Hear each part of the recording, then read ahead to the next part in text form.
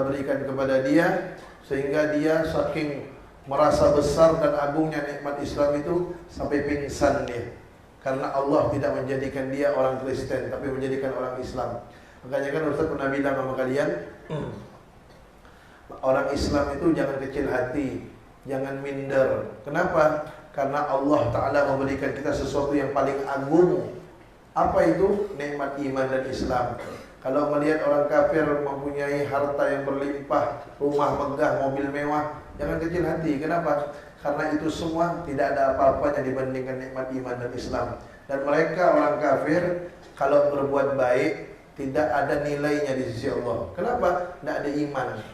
Kita alhamdulillah ketika berbuat baik dengan ikhlas maka akan bernilai di sisi Allah. Kenapa? Karena didasari dengan iman dan Islam. Alhamdulillah. Al-thalith yanbaghi an yaqula kull yawm alhamdulillahi ala ni'matil Islam wa kafa biha min ni'mah. Alhamdulillahilladzi ja'alani min ummati Muhammad sallallahu alaihi wasallam. Yanbaghi sepantasnya lah an yaqula kull yawm, hendaknya setiap orang Islam itu berkata minimal sekali setiap orang Islam itu berkata apa? Alhamdulillahi ala ni'matil Islam wa kafa biha min ni'mah. Segala puji hanya bagi Allah atas nikmat Islam dan cukuplah itu sebagai nikmat yang besar. Walhamdulillahilladzi ja'alani min ummati Muhammad sayyidina Muhammad sallallahu alaihi wasallam, dan segala puji hanya bagi Allah yang telah menjadikan saya sebagai umat Nabi Muhammad. Itu sepantasnya dikatakan oleh orang Islam sehari minimal sekali. Ayo, alhamdulillahilladzi ala ni'matil Islam. Alhamdulillahi ala ni'matil Islam wa kafa biha min ni'mah. Alhamdulillahilladzi ja'alani min ummati sayyidina Muhammad sallallahu alaihi wasallam. Nah, itu sepantasnya kita katakan sehari sekali. Terserah mau pagi, subuh, siang, malam, tengah malam boleh, minimal sekali. Gimana Zabi?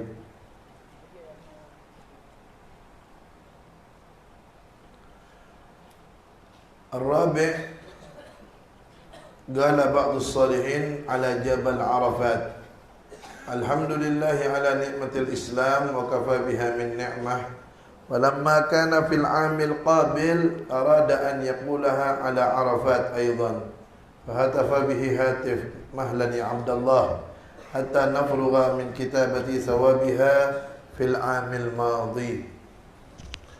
Qala ba'du salihin, sebagian orang soleh berkata ala Jabal Arafat, kepada gunung Arafah. Ya, di Arab itu ada namanya Jabal Arafah. Nah, ada sebagian orang soleh ketika berkunjung ke gunung Arafah itu, dia berkata, dia membaca alhamdulillahi ala ni'matil Islam wa kafa biha min ni'mah. Segala puji hanya bagi Allah atas nikmat Islam dan cukuplah itu sebagai suatu nikmat. Falamma kana fil amil qabil, maka ketika pada tahun depan beliau berkunjung lagi ke gunung Arafah itu, arada an yaqulaha ala Arafat, dia ingin lagi mengatakan itu di gunung Arafah itu. Dia ingin mengatakan kalimat itu lagi, alhamdulillahilladzi ala ni'matil Islam wa kafa biha min ni'mah. Dia ingin mengatakan lagi tahun depannya. Fahatafa bihi hatif, maka tiba-tiba muncul suara dari gunung Arafah itu, keluar suara. Apa suaranya? Mahlan ya Abdullah, sabar wahai hamba Allah, sabar. Hatta nafrugha min kitabati thawabiha fil amil madhi. Sabar dulu, kami belum selesai menulis pahala yang kamu katakan tahun depan itu, belum selesai ini. Tunggu kami selesai dulu nulis pahalanya, baru kamu katakan lagi. Maksudnya apa? Ucapan dia yang tahunnya lalu itu mengatakan kalimat tersebut, sampai tahun depan malaikat belum selesai nulis pahalanya saking banyaknya. Sabar dulu, jangan kamu katakan lagi itu. Ini aja belum selesai. Nah, itu artinya saking besarnya ucapan tersebut, nilai pahalanya di sisi Allah Subhanahu wa taala, mengucapkannya sebentar, mengucapkannya ringan, tapi pahalanya sampai setahun tak selesai dicatat malaikat. Alhamdulillahi ala ni'matul Islam wa kafa biha min ni'mah. Alhamdulillahilladzi ja'alani min ummati sayyidina Muhammad sallallahu alaihi wasallam. Besar pahalanya, luar biasa di sisi Allah Subhanahu wa taala. Itu tentunya yang mengatakan seperti itu adalah malaikatnya Allah Subhanahu wa taala. Al-khamis, arada ikhwatu Yusuf alaihi salam an yahulu bainahu wa baina abih. Saudara-saudara Nabi Yusuf ingin menghalang-halangi atau ingin memisahkan antara Nabi Yusuf dan ayahnya. Ya. Nabi Yusuf itu beliau gelarnya Al-Karim, Ibnul Karim, Ibnul Karim, Ibnul Karim. Orang mulia, anaknya orang mulia, anaknya orang mulia, anaknya orang mulia. Kenapa? Karena beliau itu nasabnya Yusuf bin Ya'qub bin Ishaq bin Ibrahim. Nabi semuanya itu. Nabi Yusuf, Nabi Ya'qub, Nabi Ishaq, Nabi Ibrahim. Semuanya Nabi. Makanya Al-Karim, Ibnul Karim. Makanya kalau ada orang soleh, kita bilang Al-Karim, Ibnul Karim. Jangan sampai kalian menjadi na'udzubillah min dzalik Bandar Togel bin Al-Karim. Jangan sampai merusak. Abahnya orang soleh, abahnya orang alim, abahnya kiai, abahnya ustaz, anaknya bandar narkoba atau bandar togel, kan merusak namanya itu. Jadi tidak jadi Al-Karim Ibnul Karim lah. Atau kalau na'udzubillah min dzalik ada orang tidak baik, anaknya baik, kemana nak dijuluki Al-Karim Ibnul Karim? Dianya baik. Ya, bapaknya tukang jaga bioskop. Alhamdulillah min dzalik. Bapaknya tukang jaga diskotik misalnya. Mana mau dikatakan Al-Karim Ibnul Karim? Ya. Nah, Al-Karim Ibnul Karim itu dia ayahnya menjadi orang-orang soleh. Allah ja'aluna minas solehin.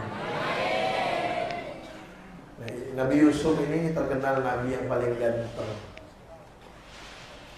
Saking gantengnya, ketika wanita-wanita melihat wajah beliau, potong tangan. Nabi Yusuf lewat, wanita-wanita potong tangan. Tidak terasa, Nabi Yusuf bilang, putuslah tangannya. Apa kata wanita-wanita bilang? Hasya lillahi ma hadza basyaran in hadza illa malakun karim. Dalam Al-Quran kan ada itu. Ini apa ini? Kata wanita ini. Kata wanita, ma hadza basyaran, ini bukan manusia ini. In hadza illa malakun karim, ini malaikat yang mulia ini. Saking gantengnya tuh Nabi Yusuf ya. Saking gantengnya. Kadang-kadang ustaz juga gitu.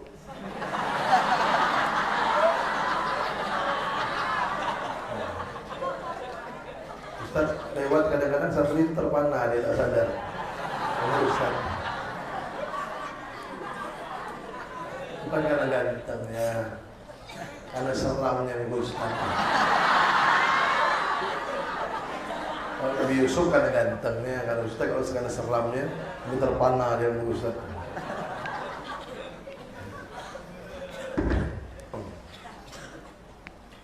Kok Nabi Muhammad tidak ada yang motong-motong tangannya? Padahal Nabi Muhammad tuh lebih ganteng. Nabi Yusuf tuh kegantengannya setengah dari kegantengan Nabi Muhammad. Nabi Muhammad itu sempurna. Kok tidak ada sejarah Nabi Muhammad itu orang melihat beliau motong-motong tangannya? Kenapa?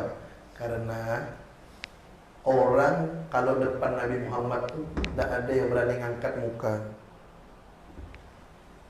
Makanya sahabat-sahabat yang meriwayatkan tentang wajah Nabi Muhammad itu adalah sahabat-sahabat yang dulu ketika Nabi Muhammad masih hidup, mereka masih kecil. Jadi mereka masih kecil kan lihat-lihat muka Nabi Muhammad. Kalau sahabat-sahabat yang udah dewasa nggak berani lihat wajah Nabi Muhammad. Nah, ketika sahabat-sahabat yang kecil yang dulu pernah lihat wajah Nabi Muhammad itu udah besar, nah mereka cerita bagaimana wajahnya Nabi Muhammad. Kalau sahabat yang udah dewasa nggak berani mengangkat muka depan Nabi Muhammad tuh. Ya. Itu mereka kalau depan Nabi Muhammad, para sahabat-sahabat yang udah dewasa, udah remaja, udah dewasa, kalau di hadapan Nabi Muhammad, mereka bagaikan patung, bagaikan tunggul kayu. Kalau ada burung hinggap, burung kira itu patung, tidak gerak sama sekali. Kalau depan Nabi Muhammad begini, biar ada bunyi apa? Bukan macam orang situ tu, kalau ada bunyi, oleh bunyi besi, bunyi kayu, bunyi mobil lah pagi, oleh. Kalau sahabat Nabi tidak ada. Gerak aja tidak ada gerak, kepala aja tidak gerak, sehingga burung tu nyangka itu patung. Ini burung hinggap, kiranya kayu, kiranya patung hinggap. Itu mereka di hadapan Nabi Muhammad SAW. Dan yang kedua, kenapa tidak ada orang yang motong-motong tangan ngelihat wajah Nabi Muhammad? Karena keindahan wajah beliau ditutupi oleh Allah dengan wibawa beliau yang besar, sehingga tidak ada orang yang dewasa, yang remaja berani melihat wajah Nabi Muhammad. Itu tak bisa. Kenapa? Wibawanya luar biasa, saking wibawanya ditutup oleh Allah kegantengan beliau dengan kewibawaan. Kata para ulama, kalau kegantengan beliau yang asli itu hendak ditutupi dengan kewibawaan beliau, ditampakkan langsung oleh Allah SWT tanpa ditutup dengan wibawa beliau, niscaya orang-orang bukan lagi motong tangan, jantungnya akan dipotong oleh orang-orang, tidak merasa sakit melihat wajah indah Nabi Muhammad. Saking gantengnya wajah beliau. Allah yarzuquna ru'yatahu. Siapa yang tak rindu ya lihat wajah Nabi Muhammad? Siapa yang tak pengen lihat wajah Nabi Muhammad SAW? Wajah indah, penuh dengan cahaya, penuh dengan kewibawaan, wajah yang penuh dengan cahaya dari Allah Subhanahu wa taala, wajah yang sangat ganteng. Nah, itu salah satu nikmat surga yang paling besar, itu salah satunya selain ridho Allah, melihat zat Allah, yaitu melihat Nabi Muhammad SAW. Nah, orang yang melihat wajah Nabi Muhammad nanti di surga itu adalah tergantung bagaimana baca sholawatnya di dunia. Kalau sholawatnya banyak, dekat dia memandang wajah Nabi. Kalau sholawatnya sedikit, tambah jauh lah. Kalau malas sholawat, dia tambah jauh daripada melihat wajah Nabi Muhammad SAW. Makanya kalau kalian ada waktu kosong di kamar tu, ambil tasbih, baca sholawat, ambil tasbih, baca sholawat, biar dekat sama Nabi Muhammad SAW. Dan niatkan semoga sebelum meninggal dunia kita diberi Allah rezeki mimpi Nabi Muhammad SAW dan melihat wajah beliau langsung. Karena kalau orang mimpi Nabi Muhammad, pasti sebelum meninggal akan melihat wajah langsung Nabi Muhammad. Nabi Muhammad akan datang kepada dia. Siapa yang bilang? Beliau yang bilang. Beliau pernah bersabda, "Man ra'ani fil manam fasayarani fil yaqadhah." Man ra'ani fil manam, kata beliau. Siapa yang melihatku dalam tidurnya, artinya siapa yang bermimpikan aku, kata beliau, fasayarani, maka dia akan melihatku fil yaqadhah, dalam keadaan nyata, dalam keadaan sadar, bukan dalam mimpi. Akan datang Nabi Muhammad kepada dia. Nabi Muhammad ini sebenarnya pengen datang kepada kita, cuman kita ini banyak menghalangnya, banyak dosa. Karena Nabi Muhammad tidak bisa sampai kepada kita karena banyak dinding-dinding yang menghalangi antara Nabi Muhammad kepada kita. Nah, untuk menghilangkan dinding-dinding tersebut, berbanyak sholawat dan sedikit-sedikit mulai membersihkan hati kita. Hati dibersihkan daripada segala sifat-sifat yang tidak baik. Kemudian Nabi Muhammad SAW juga pernah bersabda, "Man ra'ani fil manam faqad ra'a haqqa, inna syaitan la yatamatsalu bi," atau kama qala. Kata Nabi, "Man ra'ani fil manam," siapa yang melihatku dalam mimpi, faqad ra'a haqqa, maka sungguh dia telah melihat yang benar. Fa inna syaitan la yatamatsalu bi, atau kama qala. Karena sungguhnya setan tidak bisa menyerupai saya, kata Nabi Muhammad. Kalau ada orang mimpi Nabi Muhammad, berarti benar itu Nabi Muhammad SAW. Karena setan tidak bisa menyerupai beliau. Kalau yang lain, setan masih bisa menyerupai. Tapi kalau Nabi Muhammad, setan tidak bisa menyerupai beliau. Nah, tapi kalau mimpi yang baik, alhamdulillah. Kalau mimpi yang buruk, misalnya kadang-kadang kita mimpi buruk, itu tidak ada pengaruhnya. Dan jangan ceritakan sama orang, kata Nabi Muhammad. Kalau mimpi sesuatu yang buruk, misalnya Ada anak misalnya mimpi kan emak meninggal. Oh, mak aku nak mati ni. Allah, bapak kami nak meninggal. Kamu pula tahu dari mana? Aku mimpi semalam. Tidak, itu tidak ada pengaruhnya. Tidak ada pengaruhnya. Jangan ceritakan sama orang kata Nabi Muhammad kalau mimpi buruk. Bangun, ta'awud, a'udzubillahi minasyaitonir rajim, ludah 3 kali. Besok lagi, tidur lagi. Tidur lagi kalau masih ada waktu tidur. Kemudian, nah kalau mimpi baik ceritakan. Mimpi Nabi Muhammad, mimpi orang soleh, ceritakan sama kawannya. Semalam aku mimpi. Mimpi siapa? Mimpi Nabi Yusuf. Apa yang kau mimpikan? Muka aku mirip Nabi Yusuf.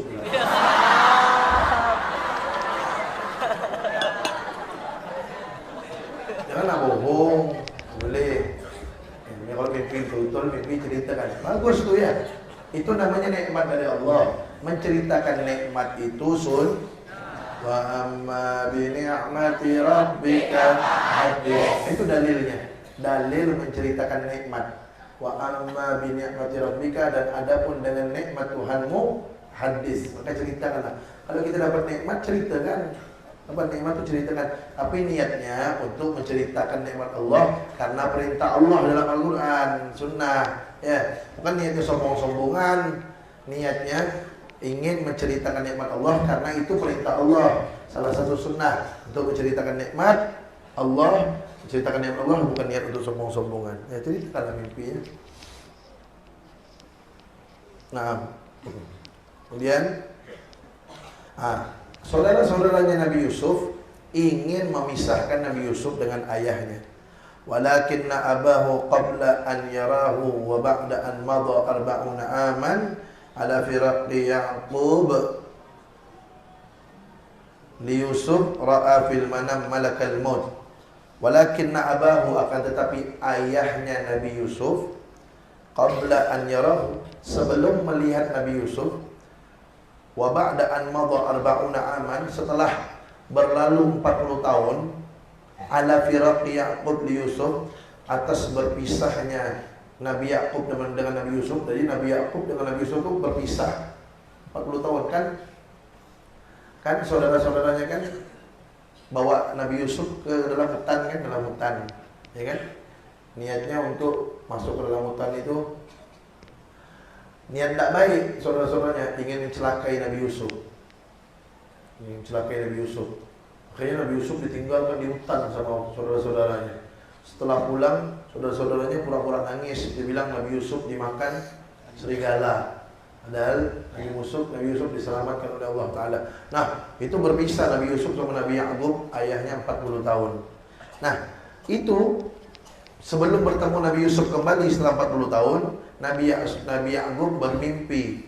Bermimpi apa dalam tidurnya? Malakal maut, malaikat maut, malaikat Israel. Fasa'alahu qailan. Nabi Ya'qub bertanya kepada malaikat maut. Seraya berkata, "Ya malakal maut, wahai malaikat maut, hal gabatta ruha Yusuf? Apakah engkau sudah mencabut ruhnya Yusuf?" Faqala lahu malakal maut. Maka malaikat maut berkata kepada Nabi Ya'qub, "Ya Nabi Allah, lam akbid ruhahu." Wahai Nabi Allah, saya belum mencabut ruhnya. Wa inna Allah Ta'ala yaqul lak, dan sesungguhnya Allah berfirman kepada kamu, ya Ya'qub, wahai Ya'qub, lan tamuta hatta yajma'akallahu bih. Kamu tidak akan mati sampai Allah mengumpulkan kamu kembali dengan Yusuf. Wa inna Allah Ta'ala yaqul lak, wa idza bi Yusuf alaihi salam yuwajjih su'alan ila abihi Ya'qub alaihissalam. Dan wa idzan bi Yusuf alaihissalam, dan Nabi Yusuf alaihissalam yuwajjih su'alan, menyodorkan sebuah pertanyaan ila abihi, kepada ayahnya Ya'qub, yaitu Nabi Ya'qub alaihissalam. Wa yaqulu lahu, dan Nabi Yusuf berkata kepada ayahnya, ya abati, duhai ayahku, lima aksarta minal huzni alayya hatta biyaddat ainak. Kenapa engkau memperbanyak sedih atasku? Kenapa engkau sedih sekali atasku, hatta biyaddat ainak, sampai kedua matamu menjadi putih. Awalam takun ta'lamu anna Allah illam yajma'ni bika fid dunya fasawfa yajma'uni bika yaumil qiyamah. Kata Nabi Yusuf, apakah kamu tidak tahu? Apakah kamu tidak mengetahui bahwasanya Allah kalau tidak mengumpulkan saya denganmu di dunia, maka Allah akan mengumpulkan saya denganmu nanti di akhirat. Faqala Ya'qub alaihissalam, maka Nabi Ya'qub alaihissalam berkata kepada Nabi Yusuf, ya bunai, duhai anakku, inni a'lamu dzalik, sesungguhnya gue tahu itu, kata Nabi Ya'qub. Saya tahu itu, kata Nabi Ya'qub. Walakinni kuntu hazinan 'alaika, akan tapi saya itu sedih atas kamu, khaufan an tughayyira dinal Islam. Saya takut engkau merubah tidak lagi beragama Islam. Fayufarriqullahu baini wa bainak yaumal qiyamah, maka Allah akan memisahkanku denganmu nanti hari kiamat. Jadi yang disedihkan Nabi Ya'qub itu ketika kehilangan Nabi Yusuf, bukan beliau takut tentang kehilangan Nabi Yusuf saja, tapi yang Nabi Ya'qub takutkan adalah takut Nabi Yusuf ini berubah, tidak lagi beriman kepada Allah Ta'ala, berubah sehingga kalau sudah tidak beriman, maka dia tidak bisa berkumpul dengan Nabi Yusuf, nanti di akhirat akan dipisah. Kan begitu. Kalau ada ayah Islam, putranya na'udzubillah min dzalik bukan Islam, walaupun dia di dunia tinggal serumah, nanti di akhirat tidak akan dikumpulkan oleh Allah. Kenapa? Karena orang kafir akan masuk ke dalam neraka. Orang-orang kufar, orang-orang kafir masuk ke dalam neraka, khalidina fiha abada, selama-lamanya masuk ke dalam neraka. Kalau orang yang beriman akan masuk ke surga. Kalau dia banyak maksiat, belum taubat, matinya belum taubat, akan dicuci dulu di neraka, tapi pasti akan dikeluarkan dari neraka. Kenapa? Karena ada imannya. Tapi kalau dia bertaubat kepada Allah, Allah ampunkan dosanya. At-taibu minadz-dzanbi kaman la dzanbalah, kata Nabi. Kata Nabi Muhammad, orang yang bertaubat dari dosa seperti tidak ada dosa sama sekali. Kalau dia taubat dari dosa-dosanya, akan diampunkan seluruh dosanya. InsyaAllah dia tidak pakai lagi transit masuk ke neraka, langsung masuk ke syurga. Allah yaj'aluna minhum. Ya. Nah, kalau orang kafir, udah pasti selama-lama dalam neraka. Makanya yang ditakutkan Nabi Ya'qub adalah bukan tidak bertemu Nabi Yusuf, bukan karena kehilangan Nabi Yusufnya. Takut Nabi Yusuf itu berubah, tidak lagi beriman kepada Allah, sehingga di akhirat tidak bisa berkumpul dengan Nabi Yusuf. Jadi yang ditakutkan oleh orang-orang tua yang soleh itu seperti itu. Bukan takut nanti anak aku udah besar kerja apa ya, nanti anak aku udah besar makan apa ya. Bukan itu yang ditakutkan mereka. Nanti anakku udah besar bisa jadi apa ya. Bukan itu yang dipikirkan. Yang mereka orang-orang soleh pikirkan adalah bagaimana anaknya bisa selamat dunia akhirat, bagaimana anaknya tetap jadi orang yang beriman, bagaimana anaknya tetap menjadi orang yang mengikut ajaran Nabi Muhammad, bagaimana anaknya menjadi orang soleh. Itu yang dipikirkan oleh orang-orang soleh. Bukan, oh nanti kalau anakku masuk pondok nanti kerja tuh, yang ngasih makannya bukan kerja, Allah yang ngasih makan. Banyak orang-orang kerja sekolah S1, S2, S3, STLS, semambo tuh, ada tahu kerja. Ya, kita ni tugas kita belajar ilmu agama, amalkan, habis itu ajarkan. Yang nanti yang mengurus rezeki itu Allah. Ya, jangan ditakut. Yang takut, yang perlu ditakutkan itu nanti di akhirat itu belum dijaminnya. Kalau urusan rezeki itu sudah dijamin oleh Allah. Jangan takut, nanti anak udah besar, apa ya, kerja apa ya. Alhamdulillah, Ustaz waktu mondok tak ada mikirkan itu. Nanti anak udah besar, macam mana nak makannya? Kalau anak keluar mondok, macam mana, apa yang mana makan? Jangan dipikirkan, Allah yang atur. Kok gitu Ustaz? Iya, karena Allah Ta'ala berfirman dalam Al-Quran, wa ma min dabbatin fil ardi illa 'ala Allahi rizquha. Apa artinya? Wa ma min dabbah, dan tidak ada binatang melata fil ardi, di atas bumi, illa 'ala Allahi rizquha, kecuali Allah yang tanggung rezekinya. Coba kalian bayangkan. Tidak ada binatang melata, kata Allah, di atas bumi kecuali Allah tanggung rezekinya. Binatang melata saja Allah tanggung rezekinya. Cicak, kan? Ayap-ayap. Nanti Allah dekatkan ulat. Padahal ulat itu bisa terbang. Cicak pun bisa terbang, kan merayap. Coba kalian lihat tuh. Cicak makannya apa? Serangga, kan? Serangga yang terbang. Bayangkan serangga itu bisa terbang, cicak cuma bisa merayap. Tapi Allah dekatkan serangga itu ke cicak. Cicak pun mengeluarkan lidahnya, makan. Itu binatang melata, Allah tanggung rezekinya. Apalagi manusia yang punya akal, gitu maksudnya. Binatang melata saja Allah tanggung rezekinya. Apalagi manusia yang punya akal, jangan takut. Satu, itu secara umum ya, semua manusia, semua makhluk Allah tanggung rezekinya. Kalau orang yang belajar ilmu agama dapat tanggungan khusus. Setelah tanggungan secara umum tadi itu, secara umum kan semuanya dapat, manusia, santri, siapa saja, binatang, semuanya dapat tanggungan sesuai dengan janji Allah tadi itu. Nah, kalau orang yang belajar ilmu agama, Nabi Muhammad SAW bersabda, Innallaha takaffala li talibin ilmi birizqihi. Kalian buka di dalam kitab An-Nasairud Diniyah itu ada bab ini. Innallaha, sesungguhnya Allah, kata Nabi Muhammad, takaffala, menanggung li talibil ilmi, bagi orang yang belajar ilmu agama, birizqihi, rezekinya ditanggung oleh Allah. Coba lihat apa komentar Al-Habib Abdullah bin Ali Al-Haddad dalam kitab An-Nasairud Diniyah setelah beliau menulis hadis ini. Apa kata beliau? Orang yang belajar ilmu agama setelah mendapatkan tanggungan secara umum, yaitu tadi ayat Allah, wa ma min dabbatin fil ardi illa 'ala Allahi rizquha, itu tanggungan secara umum, termasuk orang yang belajar ilmu agama dapat tanggungan itu. Dan beliau, mereka orang yang belajar ilmu agama mendapatkan tanggungan khusus lagi. Mana dalilnya? Tadi itu. Jadi orang yang belajar ilmu agama selain mendapatkan tanggungan secara umum sebagai makhluk Allah, dia juga mendapatkan tanggungan yang khusus lagi. Lebih khusus lagi, Allah beri dia rezeki. Kenapa? Karena belajar ilmu agama. Innallaha takaffala li talibil ilmi bi rizqihi. Jangan takut urusan rezeki, jangan takut. Itu sudah dijamin oleh Allah. Jadi ingat, yang sudah dijamin oleh Allah jangan kita khawatirkan. Yang perlu kita khawatirkan yang belum dijamin oleh Allah. Apa yang belum dijamin oleh Allah? Kita ini selamat dari neraka. Nah, itu belum dijamin oleh Allah. Nah, itu kita pikirkan. Bagaimana kita selamat dari neraka itu? Caranya bagaimana? Taat kepada Allah. Bagaimana taat yang benar? Belajar ilmu agama.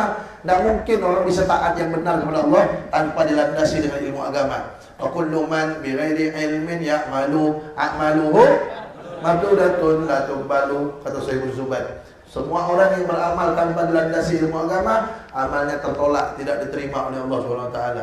Nah, itu kita pikirkan, bagaimana ya saya selamat nanti dari neraka? Itu belum dijamin oleh Allah. Bagaimana saya bisa lewat Shiratal Mustaqim secepat kilat? Bagaimana saya mendapatkan minum dari telaga Nabi Muhammad SAW? Bagaimana saya bisa kumpul dengan Nabi Muhammad? Itu yang kita pikirkan, itu belum dijamin oleh Allah. Urusan rezeki jangan nanti pusing-pusing, serahkan sama Allah SWT. Ya, tugas kita ini belajar ibadah kepada Allah SWT. Nanti Allah akan beri kita. Bukan artinya tidak bekerja, bukan artinya tidak usaha di atas sejadah, bukan sejadah duit gitu. Bukan gitu maksudnya. Ya, bukan gitu maksudnya. Jangan nanti pusing-pusing mikirin dunia, itu maksudnya. Ya, belajar ilmu agama sekarang, amalkan. Ya, kalian mondok sekarang ini belajar ilmu agama, amalkan. Nanti Allah akan kasih jalan keluar. Mana dalilnya Ustaz? Dalam Al-Quran dalilnya.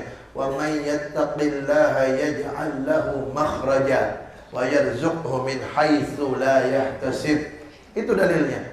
Apa dalilnya? Wa may yattaqillaha, barang siapa yang bertakwa kepada Allah, apa balasannya? Banyak. Salah satunya yaj'al lahu makhraja. Coba lihat. Allah akan beri dia jalan keluar. Ada kesusahan, Allah kasih jalan keluar. Ada kesumpekan, Allah kasih kesenangan.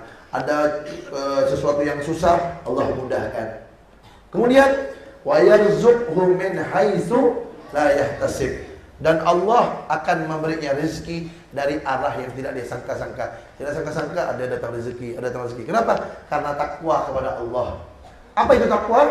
Imtithalu awamirillah wajtinabu nawahi. Takwa itu melaksanakan perintah Allah dan menjauhi larangan Allah. Orang tak mungkin bisa menjalankan perintah Allah, menjauhi larangan Allah, bertakwa dengan benar, tak mungkin bisa. Tak mungkin sah tanpa dilandasi dengan ilmu agama. Jadi urutannya belajar ilmu agama baru bisa bertakwa kepada Allah dengan benar. Apa itu takwa? Melaksanakan perintah Allah, menjauhi larangan Allah. Nah, kalau sudah bertakwa, Allah akan kasih jalan keluar, Allah akan kasih rezeki yang tidak disangka-sangka, Allah akan kasih ilmu laduni wattaqullah wa yu'allimukumullah, dan bertakwalah kalian kepada Allah, kata Allah, dan Allah akan memberikan kalian ilmu laduni. Nah, jadi urutannya, kalau mau dapat ilmu laduni, mendapatkan jalan keluar, mendapatkan rezeki yang tidak sangka-sangka, takwa. Kalau mau takwanya betul, belajar ilmu agama, gitu.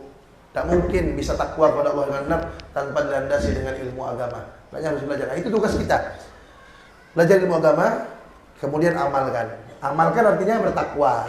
Paham? Nah, kalau sudah belajar ilmu agama, diamalkan, bertakwa, baru Allah akan kasih ilmu laduni, kasih jalan keluar, kasih kemudahan, kasih kesenangan, kasih rezeki yang tidak disangka-sangka. Seperti itu kalau kita ingin dapatkan. Jadi jangan pusing-pusing ini.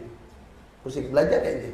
Belajar, amalkan. Allah nanti masa depan kalian, Allah akan, kita tidak tahu masa depan kita, yang tahu itu Allah, bukan kita tidak tahu.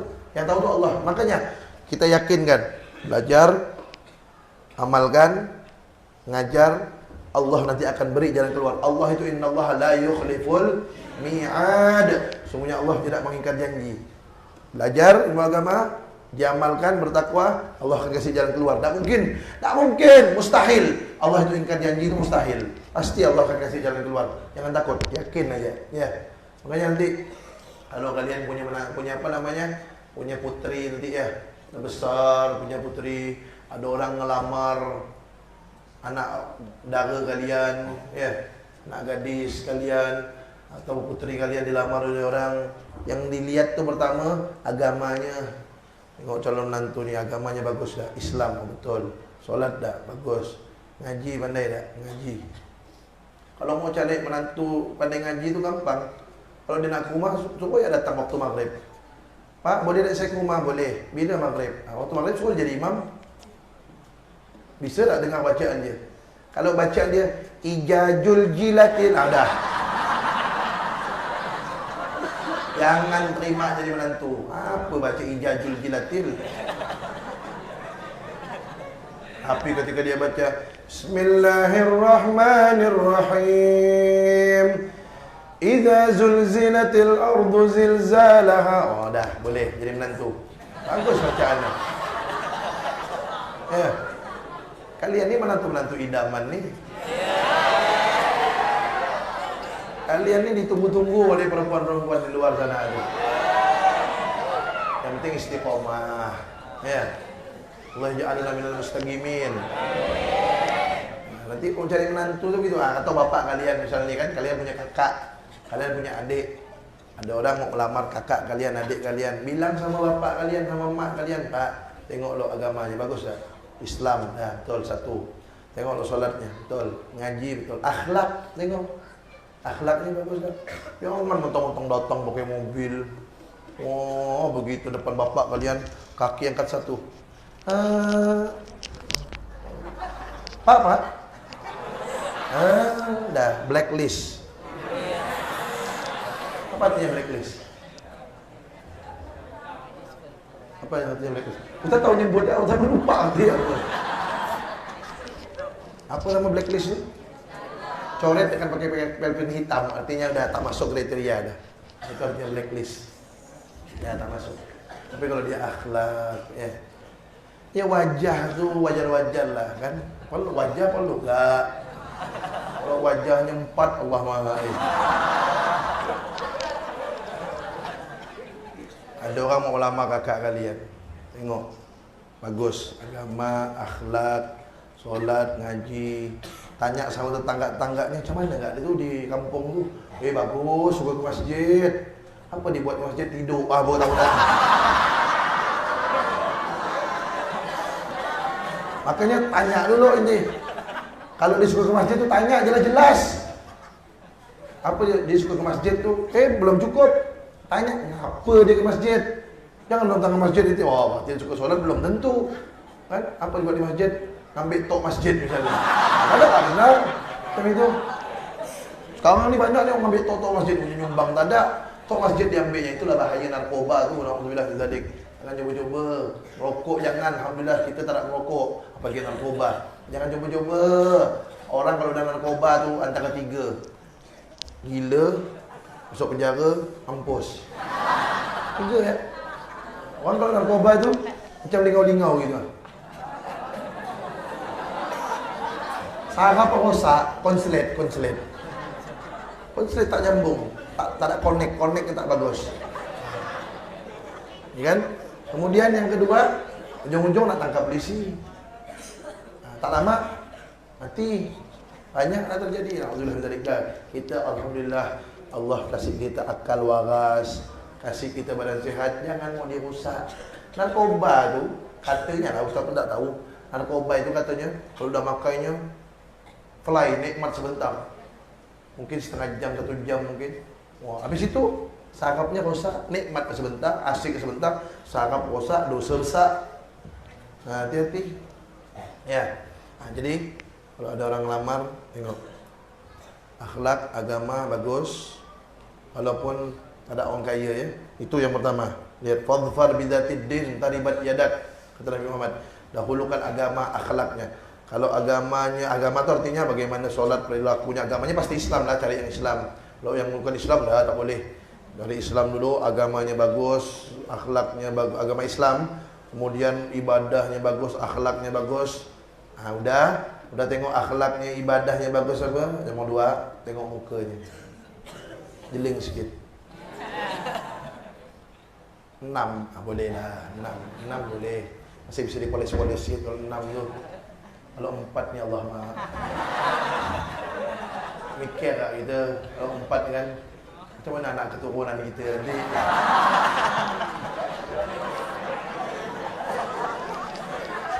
Kita ni pengen ke anak keturunan kita ni hidung mancung apa? Ya kan? Macam ke depan.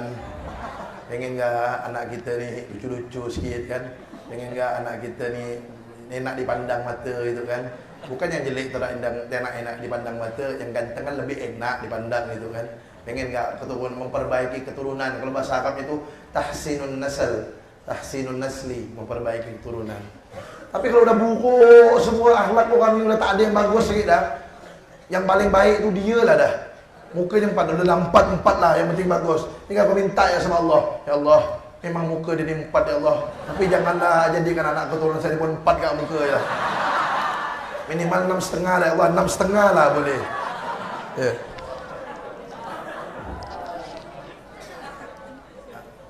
Jangan bilang bapak kalian, mak kalian, bapak kalian, ibu kalian bilang sama mereka jangan, datang pakai mobil Alphard.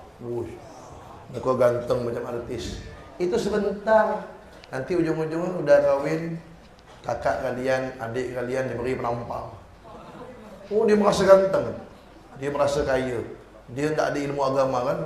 Tampal, caci maki, menganiaya. Itu apa macam itu? Tak lama akhirnya hubungan dia dalam keluarga tersebut. Karena kasar suaminya. Padahal tak boleh tu ya. Dan Nabi Muhammad SAW sabda, Ma akraman nisa illa karim, wala ahanahunna illa laim. Tidak ada yang memuliakan wanita kecuali laki-laki itu mulia di sisi Allah. Mulia di sisi Allah. Dan tidak ada yang menghina wanita kecuali laki-laki itu tercela di sisi Allah.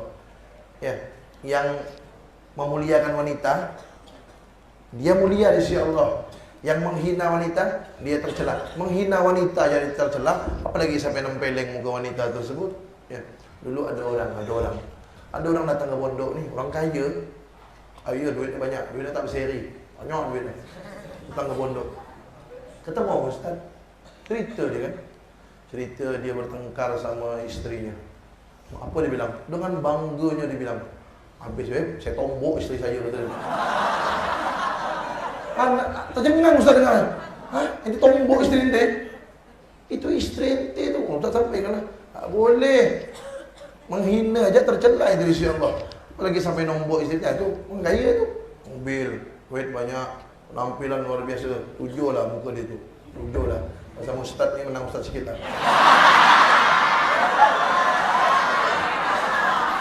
Dulu Masya Allah. Nah, tuh ganteng, duit banyak, mobil mewah, isteri tinju. Mana kita mau macam itu? Ya, itu yang pentingnya akhlak, ilmu agama itu penting.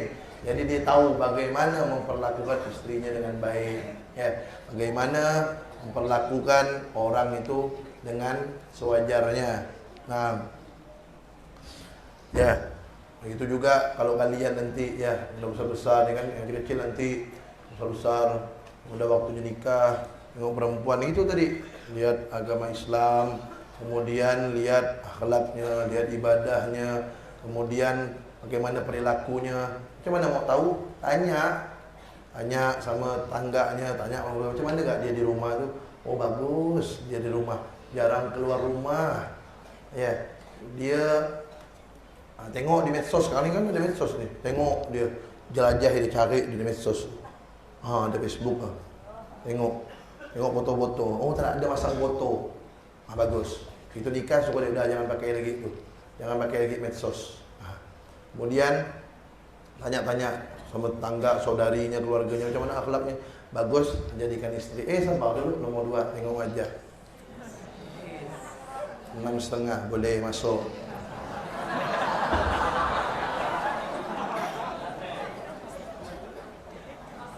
Ya. Itu, jangan dia cantik dulu cantik sampai dia menikah sama dia, apa gunanya? Dek, bawa melewah, bawa kedondong. Apa tu bang? Dahwa dong. Apa kata dia? Nyaman benar buat seorang sana. Risau lah. Awak mau bini macam itu? Muka 9,5. Luar biasa cantiknya. Ya. Orang tengok bisa masuk pakai tengah cantik. 9,5 muka. Tapi suruh buat kopi, muka mata jelas-jelas kan. Apa orang?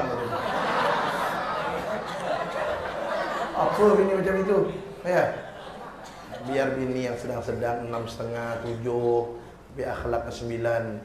Akhlaknya 9,5. Ya. Akhlak 10. Ustaz ambil kalau ada. Allah 10, mana cari Allah 10 tu? Oh, isteri Nabi tu lah. Sayyidah Khadijah, Sayyidah Fatimah, Sayyidah Aisyah, isteri-isteri Nabi 10 akhlaknya. Kita ni dapat akhlak 8 dah lumayan. Alhamdulillah, 7 pun boleh lah. Ya. Muka 7, akhlak 7 lah. Dah masih pentingnya. Jangan muka 9,5, akhlak 5, jangan kau ambil tu. Itu sebentar ya. Mungkin sehari, 2 hari, 3 hari, 7 hari dah muncul dia apa namanya tu, menampakkan aslinya. Mereka kan pakai topeng, mau ini sayang ini. Iya bang, kata dia. Iya bebek, kata dia kan. Sayang dia. Begitu udah 7 hari dia menikah, dia nampak kan. Oh, mulai dia melawan abang. Dek, jangan dek tahajud. Apa bang? Risau abang ni tahajud, ngantuk masih. Dahlah, biarkan di subuh, sabarlah abang ni. Dia kan biasa tahajud kan, orang-orang soleh macam-macam. Begitu, akhirnya udah bangun waktu subuh, dek, subuh dek. Apa bang, masih awal 4:30. Kami bisa sama orang tua kami jam 5 solat subuh. Janganlah bang, risau bang, masih awal. Bangun dengan jam 5. Udah banget ya, itu mula-mula nampak macam itu tu. Aku makanlah cantiknya tu. Kamu solat macam itu. Orang tak solat tu macam tidur sama kerak. Biar bini kau cantik. Ya, Ustaz bilang sama santri puteri kami malam Selasa. Ustaz ngajar ini malam Selasa dia santri puteri. Kalau kalian punya suami biar ganteng tapi tak solat, itu kalian sama tidur dengan kerak, dengan monyet. Sama. Apa beza suami dengan monyet? Monyet punya kaki, dia punya kaki. Monyet punya tangan, dia punya tangan. Monyet punya hidung. Beda tipis ya muka dia dengan monyet. Oh itu. Beda tipis ya, kan? Kalau suami kau tak solat, itu sama suami kau dengan kerak. Berarti kau lagi tidur sama kerak. Oh bang, kalau kau tak solat macam monyet kau bang. Solat. Sama kalian. Kalau solat sama bini, sama isteri, tidur sama isteri tak nak solat, tak mau solat. Nanti bukan tidur sama manusia, tidur sama kera, sama monyet. Tak ada beza sama monyet tu. Apa yang membedakannya? Ibadah. Tak ada ibadah sama ada sama monyet. Monyet makan, minum, kahwin, bagi tidur, mandi sama monyet. Bedanya apa? Ente solat, monyet tak solat, itulah. Kalau tak solat sama pun sama monyet. Ya, monyet tu tinggalkan pakaikan baju je lah. Pakaikan sorban, pakai imamah, sama lah dia. Itu yang membedakan kita dengan binatang. Wallahu a'lam.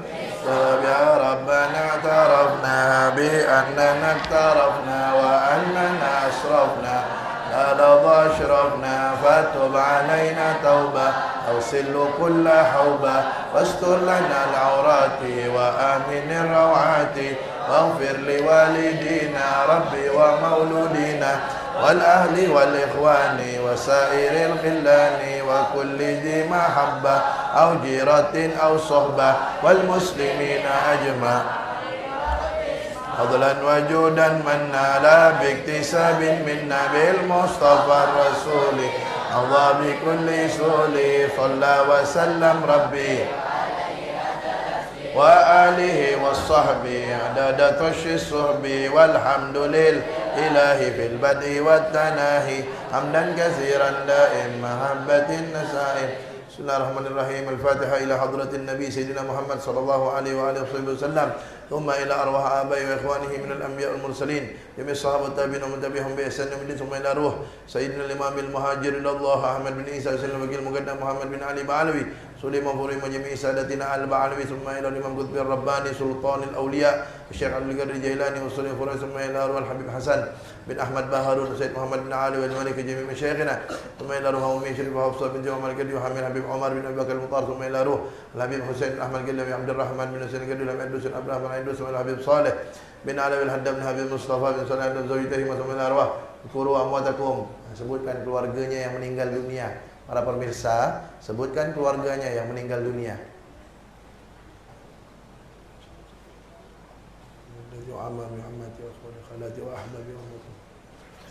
وأصولهم وفروعهم ثم إلى جميع المسلمين والمسلمات والمؤمنين والمؤمنات أن الله يتغشاهم بالرحمة والمغفرة ويسكننا ويوم الجنة برحمته وأن الله ينفعنا ببركتهم الصالحين وأنوارهم وعلم نفاتهم في الدين والدنيا والآخرة وأن الله ببركتهم يرزقنا وجميع مشايخنا ووالدينا وجميع أولادنا وبناتنا وطلابنا وطالباتنا وجميع أزواجنا وجميع أحبابنا الرضا والمحبة ورؤية النبي صلى الله عليه وسلم ومرافقة النبي صلى الله عليه وسلم والاجتماع مع النبي صلى الله عليه وسلم في الدنيا قبل الآخرة يقظة ومنامة دائما مستمرة وأن الله يرزقنا يجعلنا وإياهم من المحبين لله ورسوله ومن المحبوبين لله ورسوله وأن الله يرزقنا وإياهم طول الأمور مع الصحة والعافية مع الطاعة العبادة مع الشفاء من جميع الأمراض خصوصا لأمراض القلوب وأن الله يرزقنا وإياهم حسن الخاتمة عند الموت في لطف وخير وعافية وأن الله يرزقنا وإياهم العلوم النافعة والمباركة في الدين والدنيا والآخرة وأن الله يجعلنا وإياهم من العلماء العاملين من دعاة المخلصين من المتكلمين بلغة سيد المرسلين ومن ورثة سيد المرسلين من الله الصالحين على هدي النية كل نية صالح وأنا وأسلم الصالحون بسر الفاتحة.